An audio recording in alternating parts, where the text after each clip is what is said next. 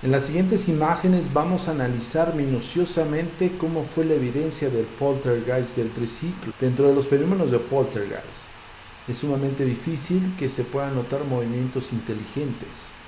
Tal es el caso. Lo que ves en tu pantalla es la habitación de este niño que lamentablemente perdió la vida. Y un vecino se quejaba que constantemente y durante varias noches el caballo mecedora se escuchaba rotundamente en su techo. Debo recordarte que estos son departamentos. Nos concentramos en este caballo mecedora, puesto era el foco de la manifestación, y para nuestra sorpresa, el objeto que empieza a moverse de una forma inteligente es el triciclo. La pregunta es cómo o qué fuerza podría ejercerse sobre el objeto para hacer un movimiento. Recordemos algo, los poltergeists por lo regular son emanaciones o proyecciones energéticas sobre la materia para mover un objeto de un extremo a otro, no para movilizarlo de una forma inteligente. Observa detenidamente en tu pantalla. Además, hay otros objetos móviles, en este caso otros cochecitos de juguete, y uno en especial se activa con el electromagnetismo, lo que nosotros nos da un referente de que efectivamente había una manifestación del corte poltergeist. En esta otra imagen de otro ángulo de nuestras cámaras puedes divisar cómo ese cochecito se encienden las luces, pero lo más impresionante es que este triciclo hace un movimiento esquivando los demás objetos. Estábamos nosotros revisando desde otra área del departamento con un monitor precisamente los ángulos distintos de cámara. Teníamos 5 ángulos en los cuales nos acompañó uno de los familiares como testigo. El testigo no pudo hacer más que gritar, tratar de correr ante el hecho que frente a sus ojos y a los nuestros, este objeto cobró hasta cierto punto movimientos sin razón aparente. Nosotros colocamos una cámara testigo que está registrando en tiempo real lo que nosotros estamos desarrollando en la investigación, justo como una especie de bitácora.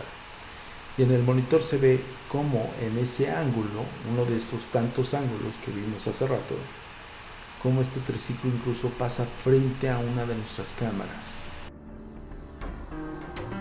Atrévete a cruzar el umbral de lo desconocido con los misterios clasificados como los códigos paranormales, enigmas que desafían a la ciencia, conspiraciones y creencias insólitas, fenómenos paranormales, bestiario mitológico, invitados especiales, la bitácora insólita, el diario de un investigador.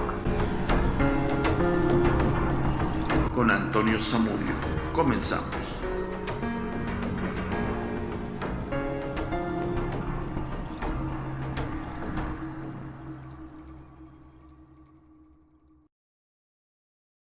Una pareja joven pierde a su hijo por una neumonía mal cuidada.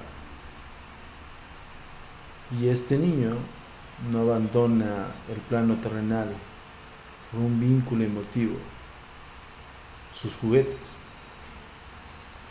Al hablar de poltergeist estamos refiriéndonos a proyección energética sobre la materia, algo que ha desafiado no solamente a los investigadores, sino también a cualquier escéptico al presenciar una evidencia tan contundente como la que viste hace rato. Pero la pregunta en cuestión es, ¿qué es lo que provoca o qué fuerza invisible puede ejercerse sobre la materia para hacer un movimiento? Y no solamente eso, porque hemos dicho en otras ocasiones que estas entidades o los espíritus o fuerzas energéticas hacen estas acciones para evidenciar y tratar de llamar tu atención. La mayor parte de las veces es para eso. Pero pensemos un poco en ese pobre niño que simple y sencillamente su psicología se quedó en ir a la escuela, regresar del colegio, porque se sentía mal. Al término de unas horas su madre lo lleva al hospital y ahí perece, ahí muere. Ya no regresó a su casa. Cotidianamente el niño hacía lo que un niño siempre le gusta, jugar.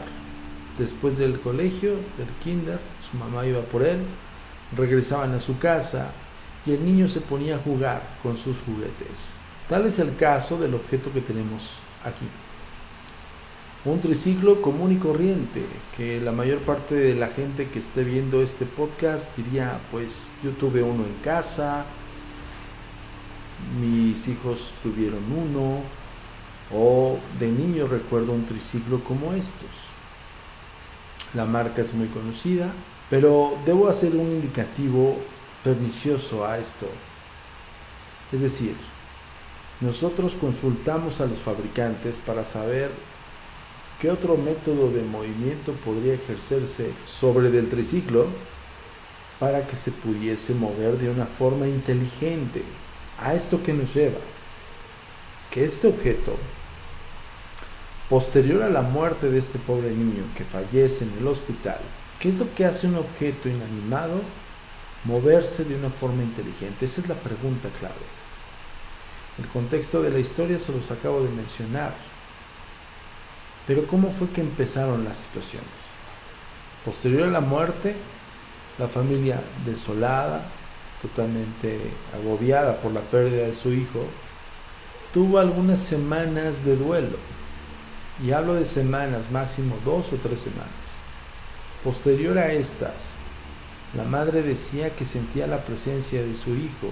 Es normal, los doctores le comentaban. La normalidad entra en la concepción del duelo. Es que es increíblemente lastimoso que una madre pierda a su hijo. Ahora imagínense una señora, una chica que apenas acaba de tener a su hijo en casa, 4 años de edad. Entonces los doctores, con base a la psicología, decían, es parte de tu duelo, desengánchate, desvincúlate, trata de hacer conciencia de que pues lamentablemente se perdió, no está ya con ustedes. Hasta cierto punto el padre estaba un poco más consciente, un poco más razonable que la mamá, pero insisto, el duelo puede ser sumamente doloroso y probablemente todos los indicadores conformaban de que la mamá estaba enganchada no solamente por la pérdida, sino por la añoranza de su hijo. Lo más impresionante de todo es que regresaba del trabajo el padre, y eso nos lo contó en un testimonial totalmente discreto. Nos dijo, más de una ocasión yo sentía la presencia de mi hijo. Regresaba del trabajo, cabizbajo, triste, veía a mi esposa postrada en su cama, no quería comer, no quería hacer otra actividad, simplemente se la pasaba llorando, triste. Es normal.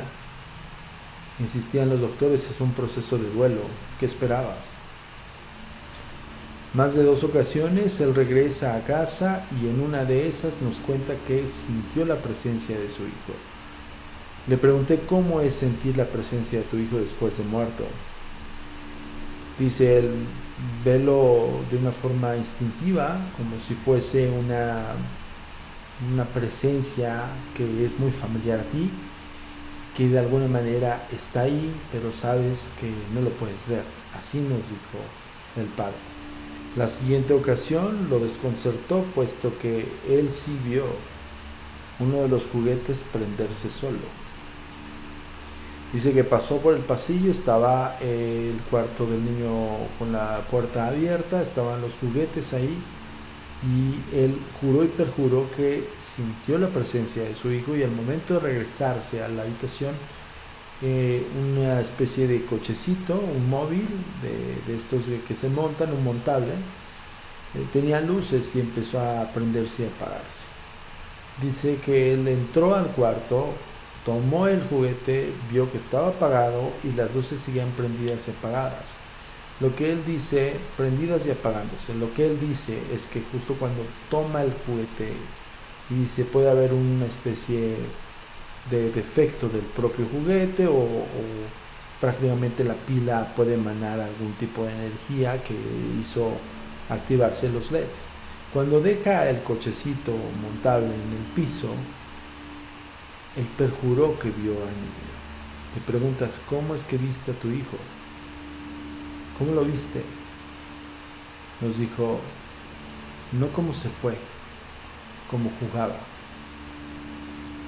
Esa anécdota nos la hizo saber en el momento que hicimos el primer acercamiento con los padres. En evidencia, el papá fue el primero que le comentó a su esposa que debían tener una segunda opinión porque ya eran constantes estas sensaciones, pero ellos no me llamaron por esas sensaciones, nos llamaron a la Agencia Mexicana de Investigación Paranormal porque un vecino en el departamento de abajo, debo contextualizar en donde vivían, es un edificio de departamentos en la zona rosa de la Ciudad de México, vivían en un tercer piso, en el piso de abajo el vecino les empieza a reportar ruidos extraños en la madrugada.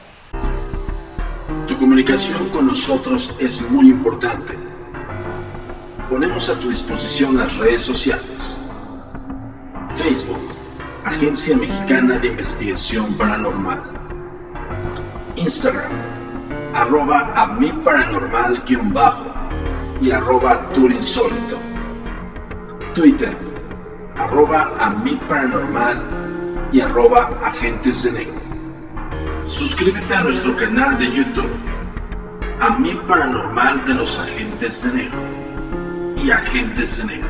TikTok, @amiparanormal. Nuestro sitio oficial web, www.agentesdenegro.com. Se empieza a reportar ruidos constantes y bruscos en la parte de su techo del vecino que da hacia el piso de ellos. El vecino les dijo: ¿por qué dejas jugar a tu hijo tan tarde? Ojo, un dato concreto y directo: el vecino no sabía de la muerte de su hijo. Conocía y vio a su niño de esta pareja, pero nunca supo que había fallecido. Todo parece indicar que todos los actos fúnebres fueron después del hospital y directamente a la funeraria. No llegaron al departamento en ningún momento hasta posterior a este trance.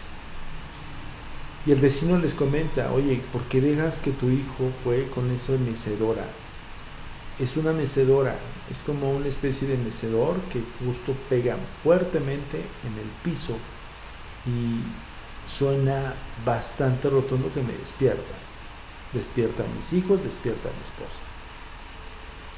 Una primer noche que fue el reclamo de este vecino a la pareja lo tomó no mal, lo tomó extraño. Dijeron entre sí: no vamos a engancharnos, vamos a seguir que pase, vamos a dejar que pase todo esto. Posterior al primer reclamo, la esposa le dice a su marido: oye, es que yo he sentido a mi hijo, no vamos a decir nombres.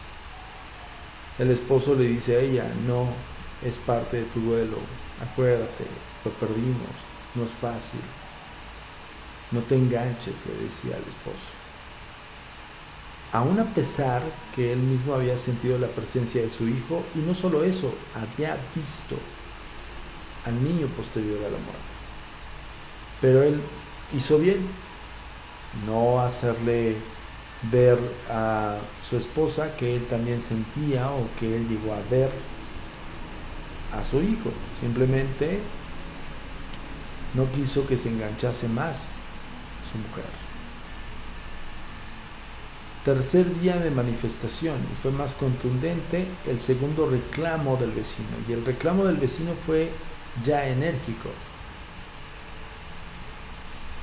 Por narrativa de los dos, les tocó justo ese reclamo a los dos.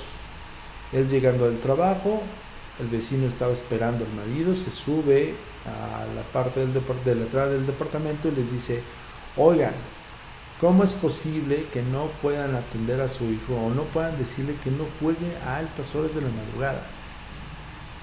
Fíjense cómo son de importantes los horarios. Yo le pregunté la hora al esposo al papá de niño, le dije: ¿a qué hora fue? ¿A qué hora te dijo el vecino el reclamo? O sea, qué tiempo exacto era cuando se manifestaba. Bueno, cuando se escuchaban los ruidos. Entonces, de hecho, se quedaron los dos viendo y me dijeron, ¿es relevante? Es muy relevante, ¿no? Aproximadamente 3:30 de la madrugada. Ojo, no tiene nada que ver con la concepción que muchos tienen errónea de que a las 3 de la mañana sale el demonio y cosas así. No tiene nada que ver esto, Ojo con eso. Hago esa acotación porque luego se me van por la tangente. Entonces, de alguna forma les dije, ok, necesito saber el comportamiento en vida de su hijo. ¿Qué hacía? ¿A qué hora le gustaba jugar? La madre se me queda viendo impactada y me dice, a las 3 de la tarde. Regresaba del kinder con él, yo en lo que preparaba la comida, se cambiaba y más o menos entre 3:15, 3:20 ya lo veías en su cuarto con sus juguetes. Y yo le pregunté, ¿qué juguetes? ¿Cuáles eran? ¿Lo conoces o lo conociste? ¿Qué juguetes eran de su predilección? Y ella decía, el caballito mecedora. Había un caballito mecedora que él estaba muy agradado por ese juguete y lo usaba en todo momento. De vez en cuando yo le decía, no le hagas tan fuerte porque se van a quejar los vecinos. Es en ese momento que se queda fría. Y me dice, no me digas que es el espíritu de mi hijo. Le dije, yo no quiero confirmarles nada hasta no hacer una investigación profunda. No puedes, por ética no lo puedes y no lo debes hacer. Aunque solamente tengas una referencia de horarios, aunque tengas una referencia de cotidianidad, de vida de la persona, no puedes aseverar una hipótesis que simplemente está arrojándose dentro de una investigación o de la indagación como tal. Bueno, prosigo. Se quedan viendo los dos y me dicen, ¿cómo podemos confirmar esto, Antonio? Uno, para estar tranquilos o para saber si está él con nosotros, o dos, cambiarnos de casa si es parte del duelo que nos recuerda a nuestro hijo y ya no queremos estar enganchados al tema. Yo sí les comenté, es recién su pérdida, no es tan fácil. Le dije, dame oportunidad de hacer unas investigaciones más profundas en el lugar de los hechos. Muéstrame la habitación. Cuando vamos a la habitación me muestra todos los juguetes, entre peluches, muchos montables, el caballo vencedora y el triciclo. Este triciclo. Tomando en cuenta las referencias, no solamente de la reclamación del vecino que no sabía de la muerte de su hijo, de ellos, sino también la referencia de que el vecino refería que era un objeto mecedor. ¿Por qué era mecedor? Porque se escuchaba cómo se mecía y cómo hacía de alguna forma un movimiento hacia atrás y hacia adelante, y que intensificaba la proyección hacia el frente. Eso es lo que decía el vecino, por eso los despertaba. El vecino nunca supo de la muerte de su hijo de ellos. Cuando yo trato de hacer un levantamiento de todos los testimoniales, era de todas las personas que habían estado en ese lugar o que frecuentaban el departamento de la pareja. Esto es de suma importancia. Saber quiénes habían experimentado algo y quiénes simple y sencillamente no sabían nada. Uno de ellos fue el tío, hermano de la mamá del niño. Él, muy agnóstico, en su afán de decir, incluso nos veía raro, nos veía como una animadversión en contra de nuestro equipo, porque evidentemente para protección de su hermana era, ¿cómo es posible que estás viendo doctores, psicólogos y psiquiatras y vienen estos charlatanes? Literal, así nos daba el contexto, aunque no supiera un poco o nada de nuestro organismo. Pero tenía yo que hacer la entrevista con todos. El tío me dijo, a mí se me hace una patraña, mi hermana está enajenada con el tema de su hijo, es normal. Estaba también presentando enojo su hermano, su tío del niño, porque en evidencia no aceptaba tampoco la pérdida del niño. Yo le pregunté, oye, ¿qué juguete crees que haya sido su preferido? Y él me dijo, el triciclo. Fíjense ese tema, La mamá refería al caballo mecedora porque lo veía jugar con el caballo mecedora. El papá veía otro juguete, que era este juguete con luces, que no propiamente era el favorito del niño, sino simplemente le pasó eso posterior a la muerte del niño. Pero pues su juguete al final del día se los regalan porque les gusta y porque añoran ese tipo de elementos, ¿no? El tío refería a este triciclo.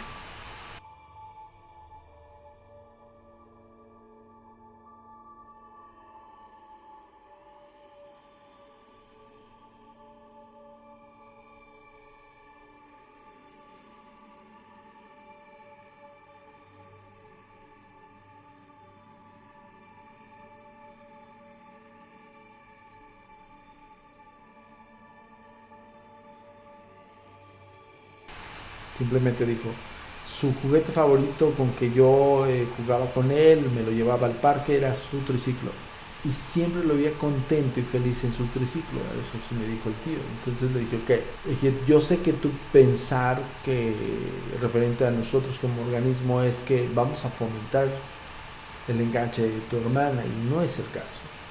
El caso es saber por qué el vecino reportó los ruidos en la noche. Básicamente es el llamado de la agencia. No fue siento a mi hijo, no fue lo percibo aún en vida, no fue nada de eso.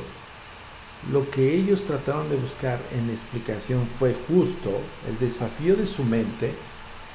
Uno, descartando que haya sido un enganche de ellos, porque ahí hay un descarte ya de por sí. El hecho de que ellos piensen que es parte del duelo y que estén enganchados con la pérdida, de pensar que tienen la presencia de su hijo posterior a la muerte, o que sienten la presencia de su hijo. 2. El testimonial del marido cuando llega del trabajo, ve el juguete, lo levanta, lo deja y él cree ver a su hijo. 3. La presencia de este niño en torno al duelo de su mujer, en el caso de su madre. O sea, había más elementos como para pensar que era un ámbito psicológico, que era terapia en absoluto. Es donde hemos dicho incansablemente, donde la ética del investigador tiene que estar presente. Sigue tu vida, dale la vuelta a la página, aunque sea muy difícil. Pero no fue así. Dentro de las averiguaciones pasamos por los abuelos. Los abuelos nunca refirieron nada, estaban también devastados de ambas partes. Los vecinos, el único vecino que se quejaba era el que tenía justamente de vecino a esta pareja en la parte de arriba del departamento. Los vecinos alrededor, solamente uno de ellos sabía de la muerte del niño. Y pues bueno, también su referencia era, es que creo que es parte del duelo. O sea, incluso había un cuestionamiento más hacia nosotros. Recuerdo el vecino de ellos nos dijo literalmente, ustedes van a hacer más daño de lo que van a poder ayudar. Yo le decía, es que si tú piensas que vengo por un fantasma, estás equivocado. Yo vengo a razonar, vengo a analizar, y si vengo a tratar de explicar, justo para darle vuelta a la página. Entre todas estas labores, la importancia no de encontrar una evidencia, sino de encontrar una resolución que bien les ayude a las personas afectadas ya por la pérdida. En el transcurso de esos días que estábamos visitando continuamente a los padres, hubo otra manifestación de la cual la madre nos contó. Nos tomó en semana y media aproximadamente, cuando estábamos visitando continuamente el departamento, y la mamá me dice, ahora yo lo sentí, ¿ok? Lo has sentido últimamente porque es parte de tu duelo. Dice, no me entiende, señor Zamudio, lo sentí al tacto. ¿Ok? Ten en cuenta que es una pérdida muy fuerte.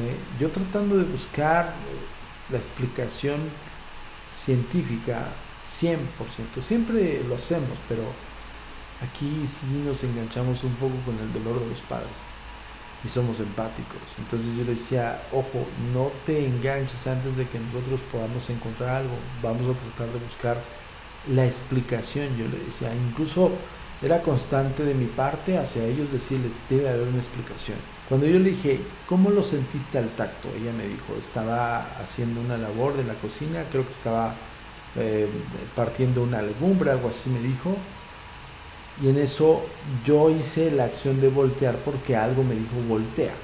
Ella al voltearse, al sentir esta sensación de voltear, entonces dice que su falda es como sostenida o atorada por unas manos pequeñas que ella reconoció cuando en vida su hijo lo hacía.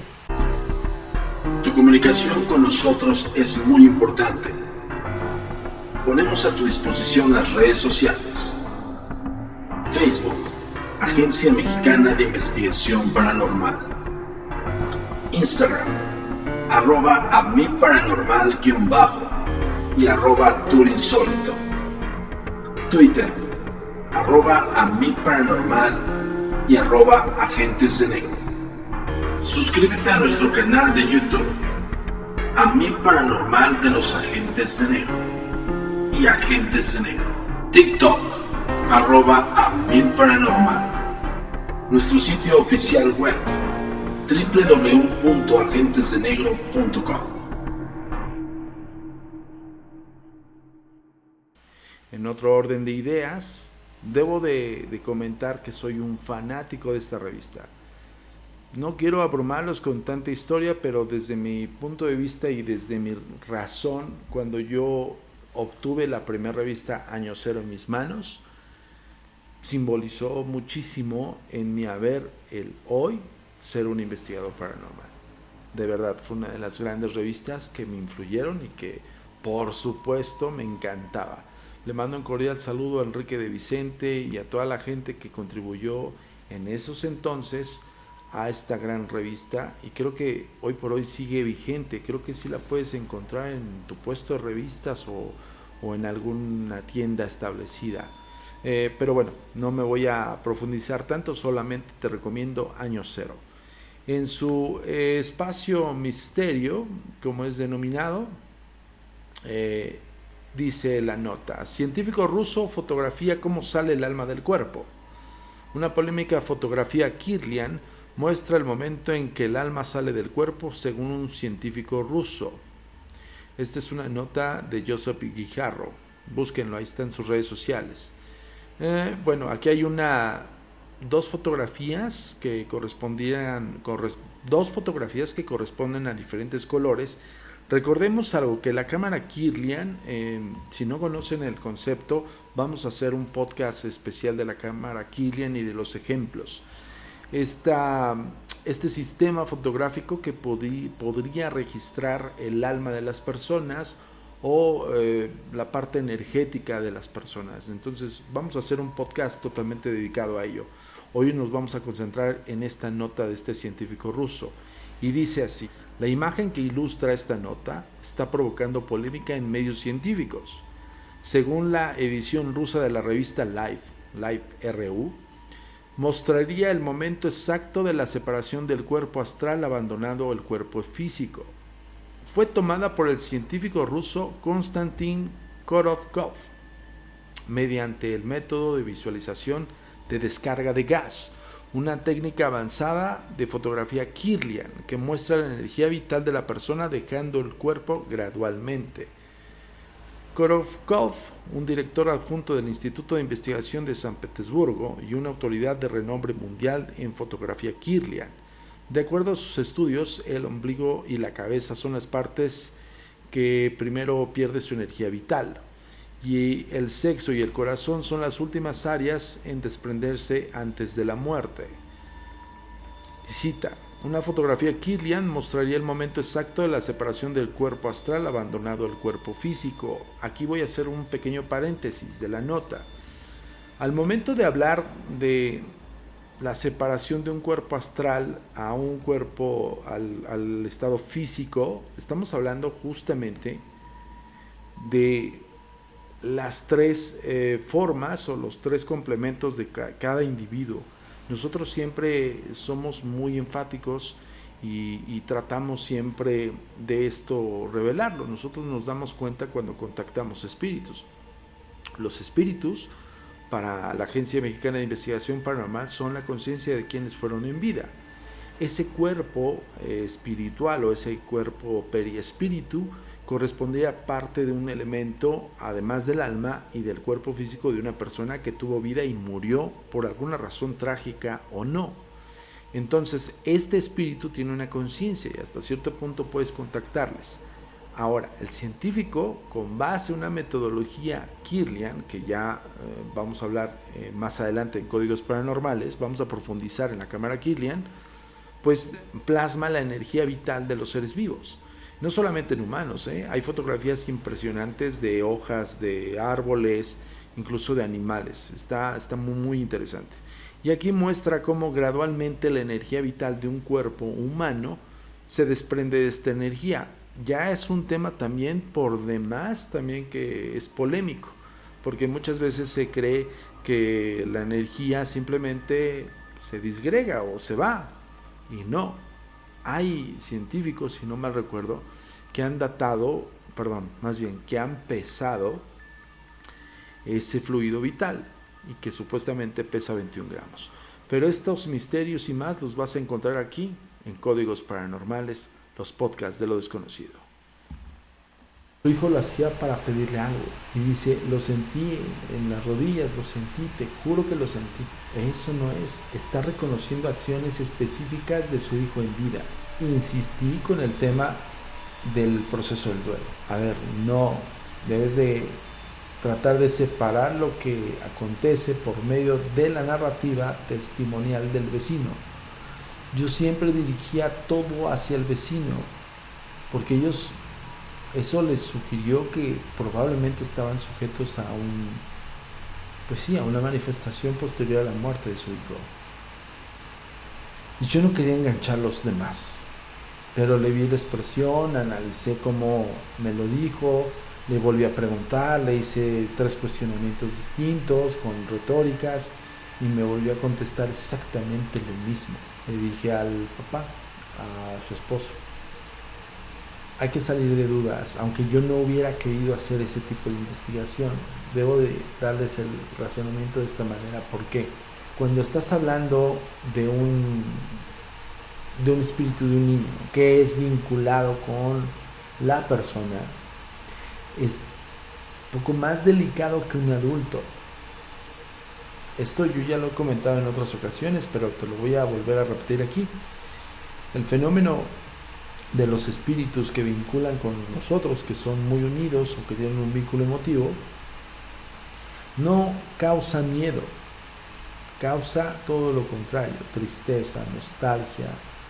Algunas personas logran sentir felicidad o quietud, tranquilidad por el hecho de decir, es mi abuelo, mi abuela, mi padre, mi madre, mi hermano, mi hermana, mis tíos, lo que sea la línea familiar que tengas con esa persona. Pero no causa terror ni nada por el estilo, pero en el caso de ellos causaba una tristeza todavía más desmedida. Y yo como investigador no podía fomentar o sumarle más, aunque lo hayan experimentado. Entonces la decisión fue directa y le dije, vamos a hacer una investigación más profunda con un circuito cerrado a ver qué encontramos.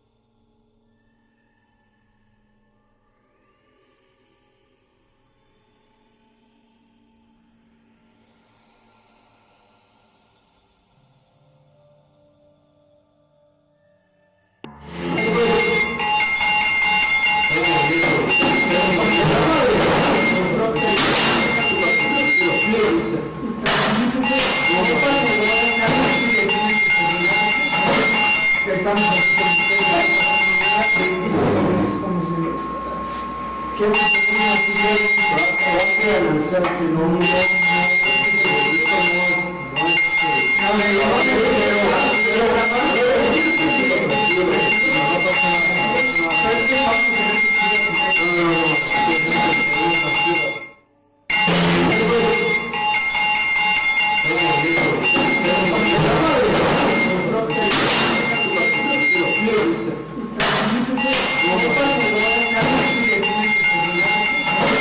Estamos aquí con ustedes. Estamos viendo esto. Quiero que se pongan aquí a analizar el fenómeno.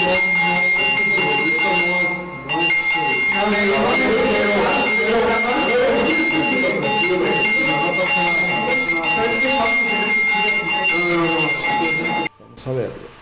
Observa detenidamente el triciclo.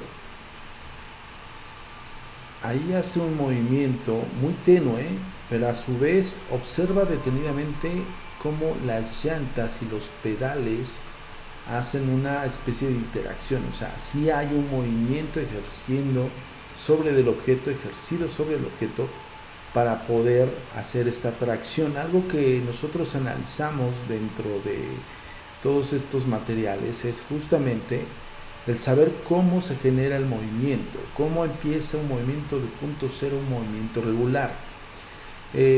Debo comentarte, nosotros dentro de la investigación, al momento que se desarrolla este tipo de movimientos, para nosotros es de suma importancia no interrumpir un ciclo de manifestación. Esto es sumamente importante porque de repente uno de los investigadores me decía, vamos a subir. No, deja que se fluya, deja que siga el ciclo de manifestación. En esta toma, que es un poco más directa del triciclo, ve cómo el manubrio empieza a moverse de una forma tenue. Insisto, observa detenidamente las llantas y los pedales y el movimiento inteligente que hace al esquivar el caballo mecedora. Pareciera que algo o alguien lo esté manejando. Dentro de nuestras investigaciones en el concepto más puro y llano, es muy probable que haya una energía invisible que está ejerciendo este movimiento, pero no aseveramos ni confirmamos que sea el espíritu del niño, aun a pesar con todos los elementos que se tienen referentes a que el niño tiene un vínculo emotivo con los objetos. Debo recordarte, el niño todos los días, regresando del kinder, se ponía a jugar en su cuarto de juegos. Y uno de sus juguetes favoritos, por comentarios de los padres, era el caballo mecedora. Eso es algo que siempre va a desafiar el entendimiento del investigador. El por qué no el caballo mecedora, que tiene un vínculo más directo, y por qué el objeto que simplemente lo usaba cuando salía con sus padres. Eso es parte de la incógnita. La imagen que estás viendo es de una cámara de ángulo testigo. La cámara de ángulo testigo es fundamental en cualquier investigación. Al momento que detectamos el movimiento, o el sensor de movimiento se dispara y suena una alarma. En ese momento nosotros nos acomodamos y el tío hace la acción de una expresión de miedo y se quiere salir del departamento. En esos momentos uno de los investigadores me dice, vamos a subir, e insisto, cuando hay un tipo de manifestación de este tipo, cuando hay un tipo de manifestación de esa magnitud, no intercedas, no interfieras, deja que cumpla su ciclo. Aquí está el ángulo que nosotros teníamos del monitor, por eso se ve medio granulada la imagen. Y se ve cómo incluso parte del foco de la cámara trata de hacer enfoque de los objetos que hay al fondo y en evidencia del objeto que se está moviendo. Ya viste, las imágenes son contundentes. El análisis, pues tratamos de hacerlo muy minucioso. Ya sabes qué hacer. Si llegaste a este punto, te agradezco tu presencia, pero sobre todo que coméntanos si has sabido de algún caso similar, si te han contado algún hecho similar, o si tienes algún caso que nos quieras platicar, una historia, coméntalo aquí, dale like, comparte, por favor compartan, pero creo que es de suma importancia los likes. Entonces porfa, échenme la mano con los likes, y en evidencia te voy a pedir que te suscribas al canal, le des activar la campana de las notificaciones y síguenos en las redes sociales que han aparecido durante el podcast.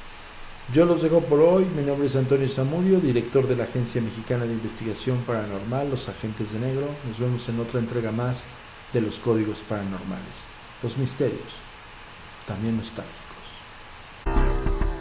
Tu comunicación con nosotros es muy importante. Ponemos a tu disposición las redes sociales.